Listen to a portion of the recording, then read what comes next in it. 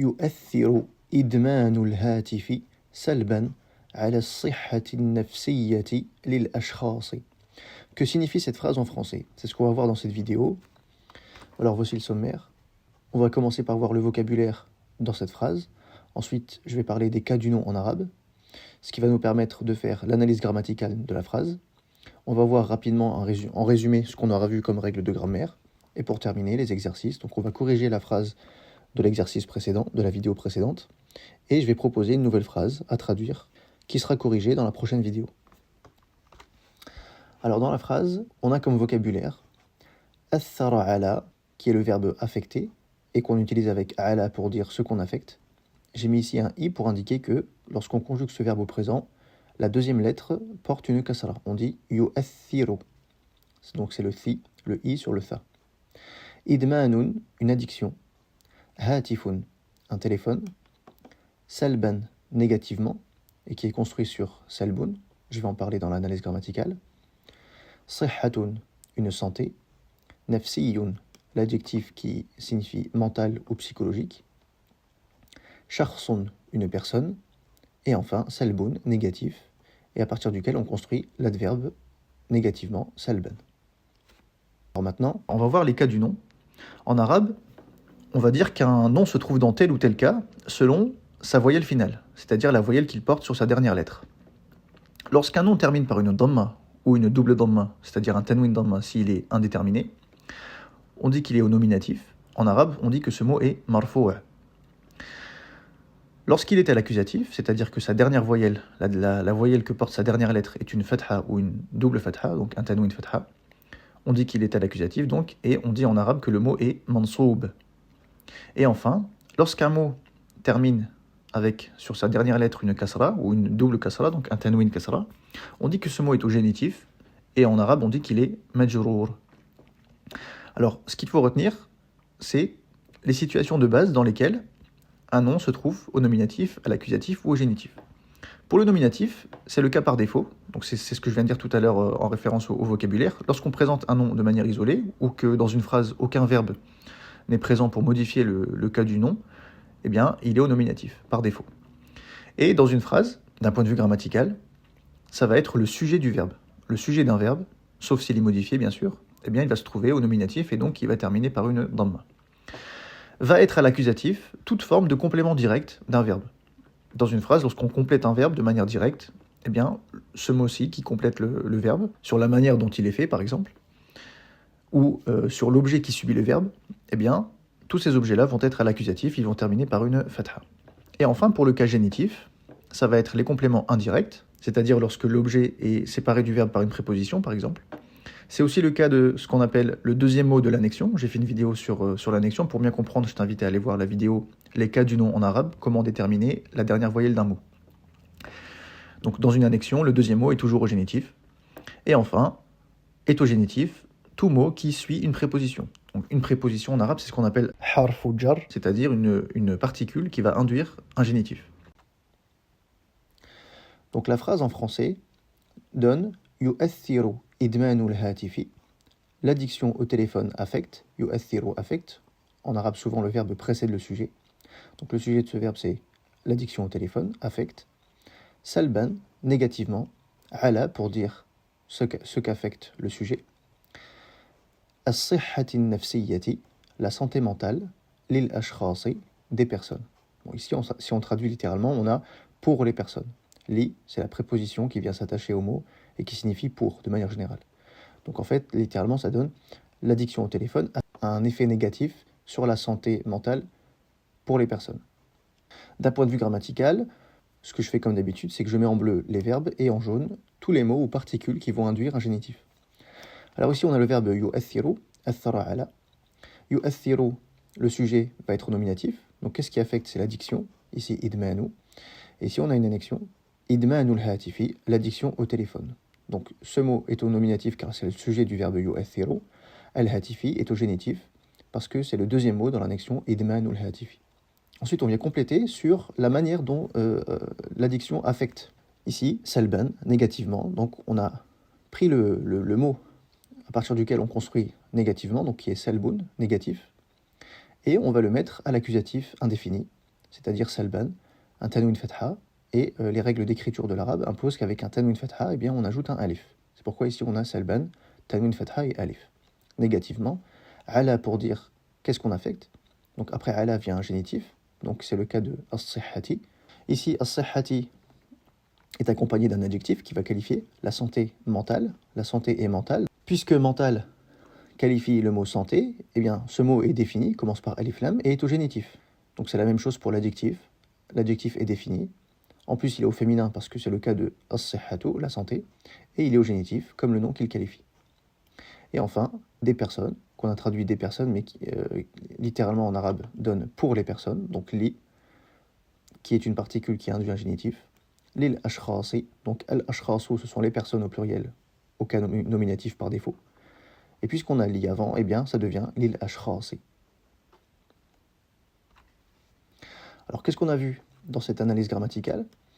Ce qu'on appelle adverbe en français, c'est-à-dire les mots qui terminent par ment, et qui est construit sur un adjectif, pour permettre de qualifier ou de compléter sur la manière dont est fait une action, eh bien en arabe on appelle ça un complément circonstanciel, qui peut être de temps, de lieu, de manière, etc. Ou alors complément d'état. En arabe, halun, al-halu. Et ce mot, il est à l'accusatif, et il peut être basé soit sur un nom, soit sur un participe, soit sur un adjectif. Donc là, dans le cas de notre phrase, on avait salban, négativement, qui est construit sur salbun, négatif. Donc voici d'autres exemples pour bien comprendre. Sari'un signifie rapide, et bien pour dire rapidement, l'adverbe rapidement, et bien en arabe, on met cet adjectif à l'accusatif, tout en le laissant indéfini, et on obtient sari'an. Wadihun signifie clair, pour dire clairement, on va dire wadihan. Donc, tanwin fatha sur la dernière lettre, tout en le laissant indéfini. Et donc, puisqu'on a ajouté un tanwin fatha, eh bien on ajoute un alif. Da'imun, constant, permanent, pour dire toujours constamment, de manière permanente, on dira da'iman. Et enfin, kathirun, qui signifie beaucoup de, ou de nombreux, l'adverbe qui est associé et qui se dit encore beaucoup, eh bien en arabe on obtient, en ajoutant un tanwin fatha et un alif, en le laissant indéfini, kathiran. Alors maintenant, on va corriger la phrase de l'exercice précédent. Et pour ça, je rappelle que la phrase qu'il fallait traduire, il fallait la traduire en se basant sur l'analyse qu'on a faite précédemment, où la phrase c'était « La pollution de l'air pourrait nuire à la vue des enfants ». Talawuthul hawa'i qad yadurru, pour l'idée de possibilité, pourrait nuire. Bi, pour dire à quoi ça nuit. Basaril atfali, l'annexion, la vue des enfants. Et donc la phrase qu'il fallait traduire c'était « Le manque de sommeil pourrait affecter la santé de l'être humain ». Et en se basant sur les mots que je t'avais donnés, eh bien ça donne « Qillatun naoumi », le manque de sommeil, ici on a une annexion.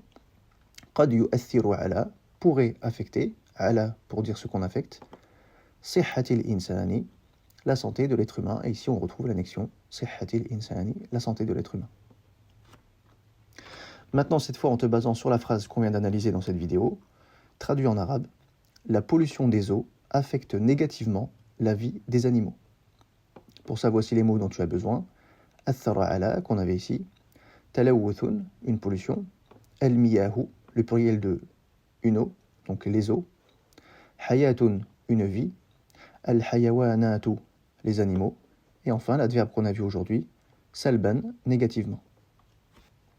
Tu peux retrouver la fiche PDF de cette leçon sur mon site arabium.fr dans le module gratuit Arabium Basique. Alors avant de continuer, j'aimerais te parler rapidement de Arabium+. Alors Arabium+, qu'est-ce que c'est? C'est un cours que j'ai mis en ligne sur ma plateforme arabium.fr. Et en fait, c'est le cours que j'aurais aimé avoir quand j'ai appris à lire et écrire en arabe. Le problème qu'on a tous, une fois qu'on a appris à lire et écrire, eh bien, c'est qu'on sait lire, ana aqra'u, mais le problème, c'est qu'on ne comprend pas. Walakin la afhamu. Et on aimerait passer de ce stade-là à celui de ana aqra'u wa afhamu, c'est-à-dire je lis et je comprends. Et pourquoi pas, même pour aller plus loin, lire sans voyelle, comme un natif. Alors pour ça, je te propose une méthode progressive. L'idée, ça va être d'étudier un contenu par mois. Et ce contenu, ça va être un texte authentique. Et l'idée, c'est tout au long de l'année, de varier les textes qu'on étudie pour acquérir un maximum de vocabulaire et rencontrer des types de phrases, des situations, des contextes grammaticaux différents. Alors ce texte qui est étudié chaque mois, ça peut être soit un extrait d'article de presse, Donc là, par exemple, tu as un extrait qui s'intitule « Des astronomes découvrent un monde caché aux confins du système solaire ». C'était le contenu de janvier 2026. Mais on peut aussi avoir des petites histoires avec une petite morale. Ici, qu'est-ce qui remplit la pièce? L'article du février 2026. En mars 2026, c'était un extrait d'article sur les implants cérébraux et la notion de confidentialité. En avril, on avait une autre histoire, l'histoire d'un chien et d'une laisse. Voilà un autre exemple, l'article de mai 2026, c'était un article qui explique le lien, ou plutôt l'impact qu'a eu la bombe atomique sur la culture japonaise. Donc tu vois qu'on est sur des thèmes divers et variés. Ça permet progressivement d'avoir un vocabulaire assez développé. Alors maintenant, pour aller plus en détail, que contient chaque contenu mensuel? Alors premièrement, tu as une vidéo d'analyse simple, sans jargon, c'est-à-dire pas de termes arabes trop compliqués. Le but, c'est pas de devenir un grammairien en maîtrisant les termes en arabe. C'est un peu comme ce que je fais dans cette série de vidéos, c'est-à-dire analyser et comprendre pourquoi on a telle ou telle voyelle sur ce mot, et tout ça en français. Donc, par exemple, sur le texte de février 2026, l'idée, c'est, voilà, comme je le fais dans cette vidéo, d'identifier les verbes en bleu, les prépositions ou les mots qui induisent un génitif en jaune, et voilà, et on parcourt le texte phrase par phrase, en donnant dans un premier temps la traduction, et deuxièmement en expliquant pourquoi sur tel mot on a telle ou telle voyelle. Ensuite, pour chaque texte, je te fournis un PDF qui contient tous les verbes du texte, expliqués et conjugués. Alors dans ce PDF, tu as d'abord ce que j'appelle la carte d'identité du verbe, c'est-à-dire d'abord son sens premier, celui qui est utilisé dans ce texte, et ensuite on retrouve un tas d'informations comme sa racine, donc par exemple le verbe arada, qui est le premier mot du verbe du texte de février. Il est construit sur la racine arawada, donc c'est un verbe irrégulier. Ce verbe, il est sous la quatrième forme. J'ai parlé des formes dans les leçons de grammaire, donc il est de la forme af'ala. Il peut avoir plusieurs sens. Donc ici, arada signifie vouloir, mais peut aussi signifier désirer. Je te donne le participe actif et le participe passif. Alors je te rappelle que le participe actif, c'est le sujet qui effectue l'action du verbe. Donc ici, el muridu, c'est la personne qui veut. Et le participe passif, ça va être le sujet qui subit le verbe. Donc ici, il subit le verbe vouloir, c'est-à-dire que el muradu signifie le voulu, ce qui est voulu. Et enfin, pour chaque verbe, on a ce qu'on appelle le masdar, qu'on appelle aussi nom d'action. En fait, c'est le fait d'effectuer l'action du verbe. Donc ici, le fait de vouloir, c'est ce qu'on appelle en français une volonté ou un désir. Et en arabe, on dit iradatun. Donc le masdar de vouloir, le masdar de arada, c'est iradatun, une volonté, un désir. Ce verbe, il va ensuite être conjugué dans le PDF aux différents temps, à la voix active et à la voix passive. Donc ici, tu as par exemple la conjugaison du verbe arada au passé, c'est-à-dire le temps accompli, en arabe al-mardi. Et donc on a ana aradtu, moi j'ai voulu, nahnu aradna, nous avons voulu, anta aradta, tu as voulu, etc. Ensuite, je te propose une dictée audio. Ça va permettre de travailler ton écoute, mais aussi ton écriture.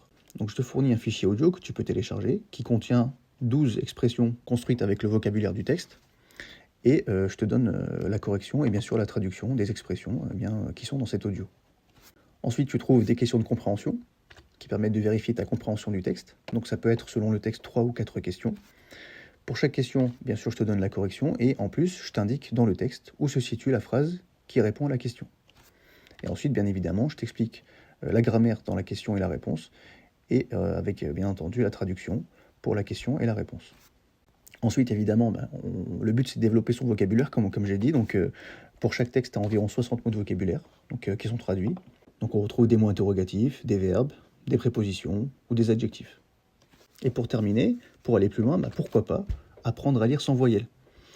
Pour ça, dans le PDF que je te fournis avec l'analyse du texte en vidéo, tu vas trouver la traduction du texte en couleur, mais sans voyelle.